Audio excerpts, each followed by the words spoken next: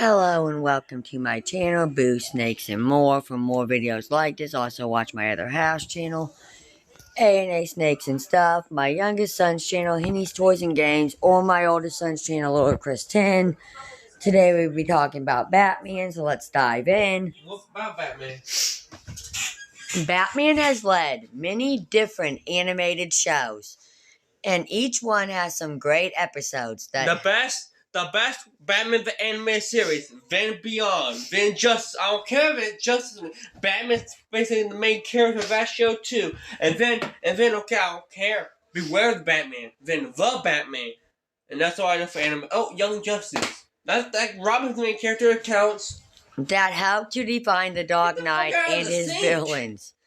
The Dark Knight Hang on. We had a kitty in the sink. has benefited from excellent animated TV adaptations, with Batman the Animated Series being the most acclaimed to date.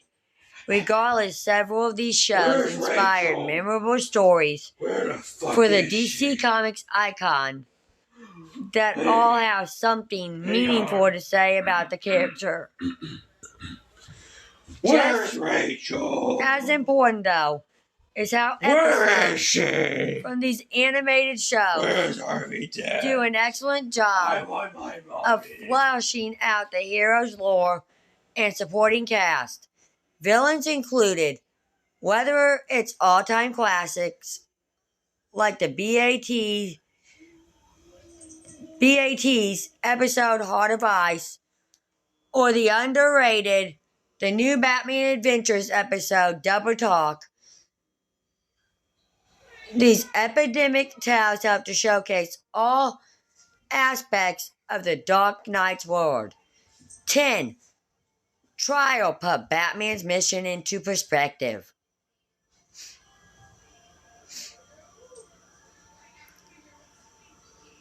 Trial is one of the best episodes of Batman the Animated Series. It's Batman the Animated Series, Season 2, Episode 9. For how it derives into the hero's characterization. When the villains of Arkham Asylum orchestrate a riot, a district attorney who resents Batman's presence is held hostage alongside and forced to defend him in a flex trial. In addition to featuring the colorful cast of the Dark Knight's classic rogues gallery, Trial is an ingenious premise for analyzing one of the more common misconceptions of the hero's mission in Gotham. The Joker in Two-Face's Kangaroo Court forces the DA to see how these rogues merely use Batman as a scapegoat for their inherently cruel life decisions. It deplores a long-held belief that without Batman, these villains wouldn't exist. Oh, Mom, I found out something interesting. 9. Pinnacle to Dream is a surreal Dark Knight character study. Batman, the episode series, Season 1, Episode 26. The animated series is great at telling entertaining one-off stories, but Parachute Dream is perhaps one of the most important for Batman's character. The episode opens with Bruce Wayne waking up to a perfect life. His parents are alive. He's engaged to Selina Kyle, and someone else is tasked with being the Caped Crusader. This is the ultimate dream for Bruce, one that he has constantly set aside for his mission. Penitence to Dream is among the most tragic and nuisance episodes in the animated series. It dives deep into the psyche of Bruce to see how he's capable of handling the burden of being Batman, while also emphasizing the brutal trauma that drives it. For fans fascinated by the hero's psyche, Parachute to Dream is arguably the episode that will stay with audiences the longest. Number 8, Heart of Ice reinvented Mr. Freeze into one of Batman's greatest villains. Batman, the Animated Series Season 1, Episode 3. Undoubtedly one of the most heartbreaking episodes of Batman the Animated Series. Heart of Ice was a masterful reinvention of a now classic villain. Mr. Freeze. The episode dictates Mr. Freeze's origin story as a desperate scientist trying to save the life of his terminally ill and frozen wife. Nora! Before this re-imaging, Freeze was typically seen as a joke villain Fuck up, bitch! from the campy Silver Age of comics. However, Heart of Ice succeeded in making an equal parts. Fun fact. When Mr. Freeze was originally in the comics, before the 1960 show, he was called Mr. Zero instead of Freeze. Threatening and deeply sympathetic character, Bruce Trim and Paul Dini put together a story where corporate greed was the true villain of the week, showing an empathetic Kate Consider and making this intrusion of Mr. Freeze the gold standard. Number 7, Mad Love is among the most memorable Harley Quinn stories. I think that was also her first appearance. The New Batman Adventures Season 2, Episode 11. Wrong one. No, wrong one. Her first appearance was in the animated series, nothing. After being introduced in the animated series, Harley Quinn gets another standout story in the sequel show, The New Batman Adventures Mad Love. It's an adaptation of Paul Dini's comic book one-shot of the same scene, Harley's desperate attempt to gain the Joker's affection by capturing it. Say that. The Joker's affection. By capturing the Cape Crusader himself. Oh, I remember this one. She gets pushed out the fucking window. Why she since became a chaotic anti-hero in DC's comics. Mad Love is a comedic, yet impressively thoughtful look into the toxicity of Harley and Joker's dynamic.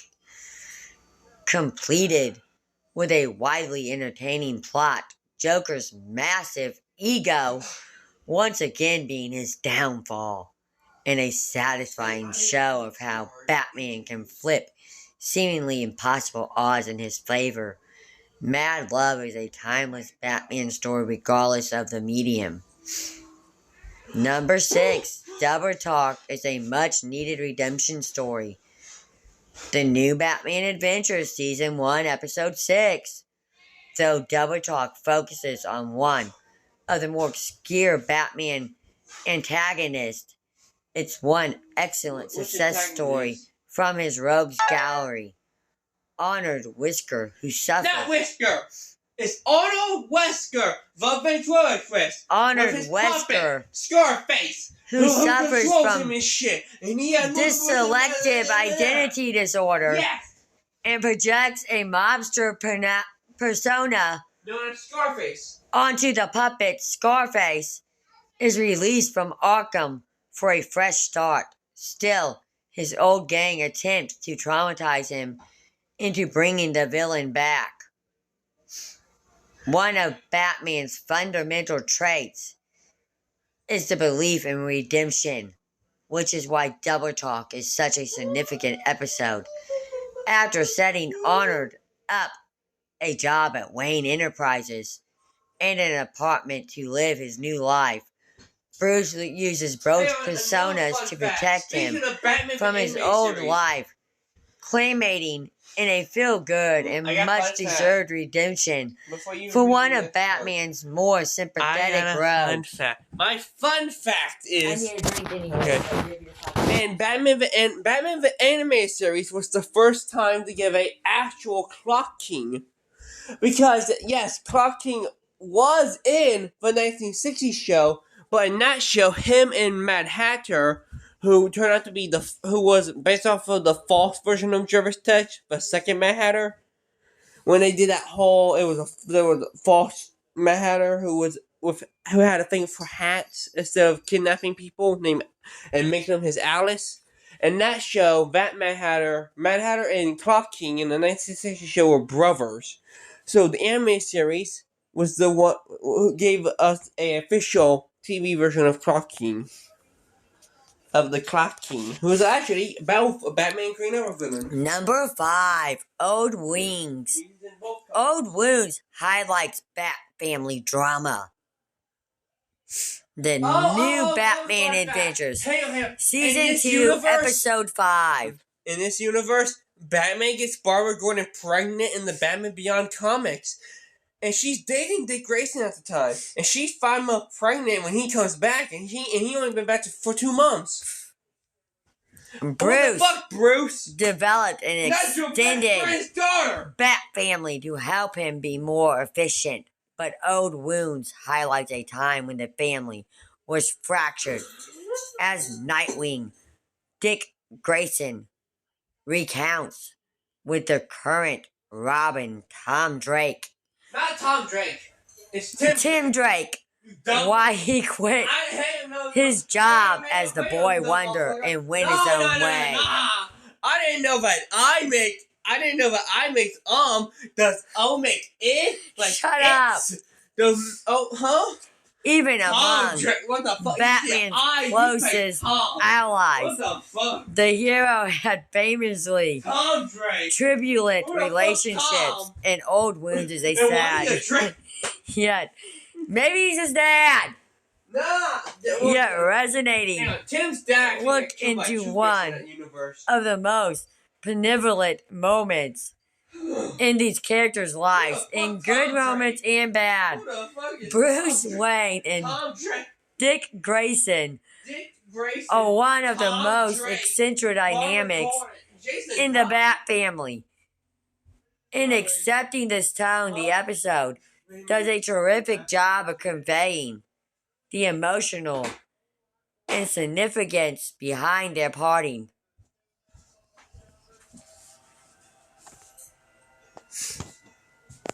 Number 4, Rebirth Part 1 through 2 set the stage for an ambitious Batman series. Batman Beyond Season 1, Episodes 1 and 2.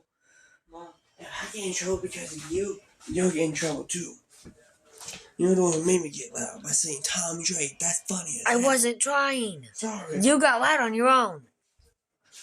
Why, it was critically acclaimed But you said Tom Drake. and earned a sizable cult following. Batman Beyond was a bold proposition for drastically reimaging the hero's world. The double episode Rebirth premiere chronicles how Bruce was compelled to retire the cape and crawl in the ambitious teenager who would succeed him 20 years later. After a hard-hitting prequel showing Bruce hanging up the suit and reinforcing the importance of his moral code, Rebirth takes fans to a stunning cyberpunk rendition of Gotham City.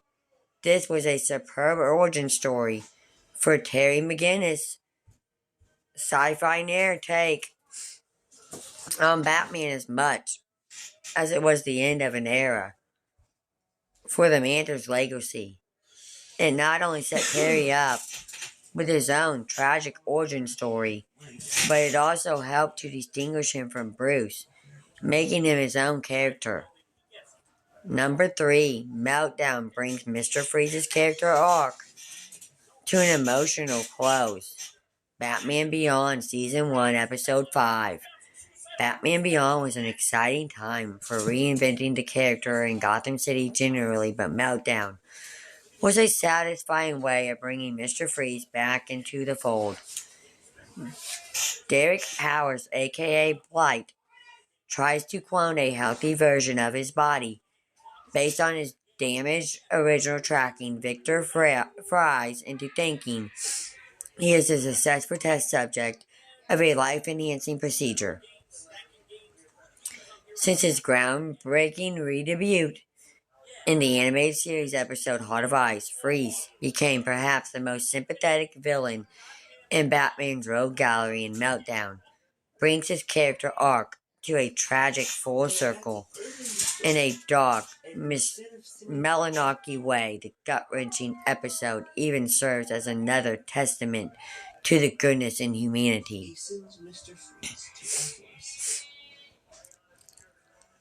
Number 2, A Matter of Family, is a satisfying re-imaging of Robin's origins.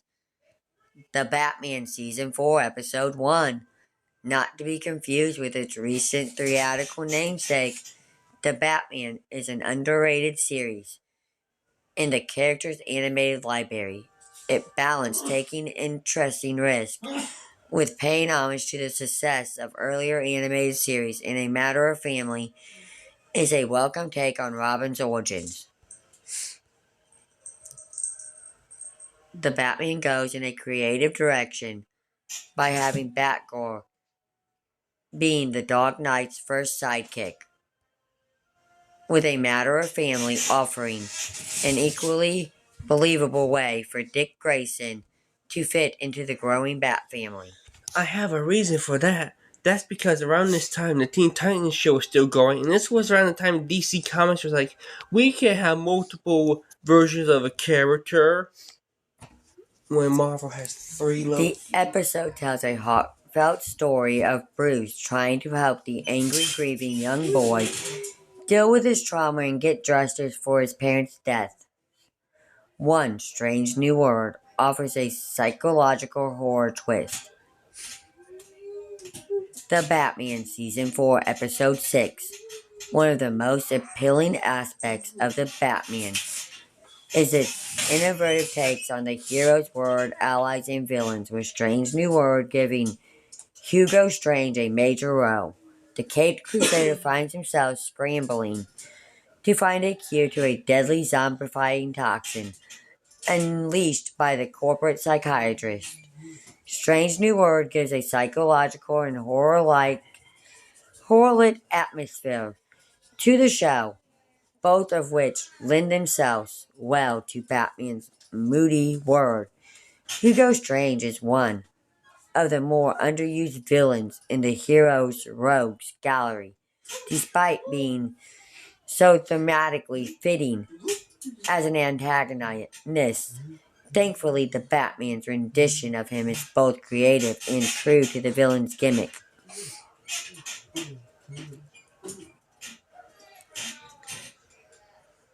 Thank you for watching this video, and peace out till the next one.